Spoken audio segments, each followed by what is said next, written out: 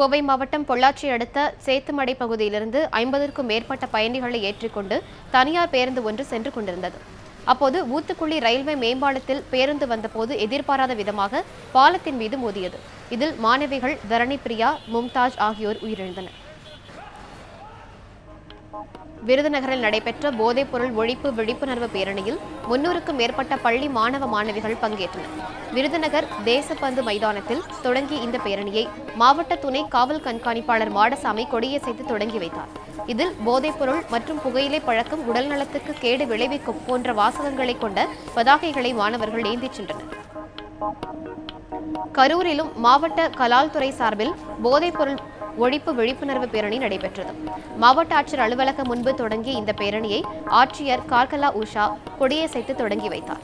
இதில் 300க்கும் மேற்பட்ட பள்ளி மாணவ மாணவிகள் பங்கேற்றனர். தூத்துக்குடி மாவட்டம் திருச்செந்தூர் பொது சுகாதார நிலையத்தில் இருந்து வெளியேறும் கழிவுநீரால் தொற்றுநோய் பரவும் அபாயம் உள்ளதாக பொதுமக்கள் குற்றம் சாட்டியுள்ளனர். திருச்செந்தூரில் செயல்பட்டு வரும் பொது சுகாதார நிலையத்தில் வெளியேற்றப்படும் கழிவுநீர் பேருந்து நிலையம் மற்றும் வீதிகளில் செல்கிறது. இதனால் அப்பகுதிகளில் நோய் தொற்று பரவும் அபாயம் இருப்பதாகவும் இதனை சீர் செய்ய நடவடிக்கை எடுக்க வேண்டும் என்றும் பொதுமக்கள் கோரிக்கை விடுத்தனர். மதுரை மாவட்டம் மேலூர் அருகே வேகத்தடை இல்லாததால் அடிக்கடி சாலை விபத்து நடப்பதாக கூறி பொதுமக்கள் சாலை மறியலில் ஈடுபட்டனர். மேலூர் திருப்புவனம் சாலையில் சாலையை கடக்க முயன்ற ராஜலட்சுமி என்பவர் அடையாளம் தெரியாத வாகனம் மோதி உயிரிழந்தார். இந்நிலையில் மேலூர் திருப்புவனம் சாலையில் வேகத்தடை இல்லாததால் இதுபோன்ற விபத்துகள் ஏற்படுவதாகவும் கடந்த ஒரு மாதத்தில் இதேபோல் 4 பேர் உயிரிழந்துள்ளதாகவும் அப்பகுதி மக்கள் குற்றம் சாட்டினர். சேலம் மாவட்டம் ஓமலூர் அருகே ஊருக்குள் புகுந்த காட்டு ஆமையை பொதுமக்கள் பிடித்து வனத்துறையினரிடம் ஒப்படைத்தனர். ஓமலூர் அடுத்த நடுப்பட்டி கிராமத்தில் அரிய வகை காட்டு யாமை ஒன்று புகுந்துள்ளது.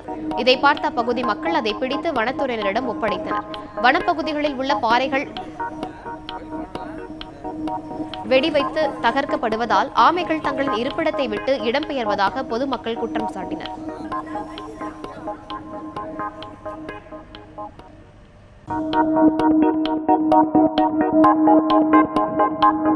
Thank you.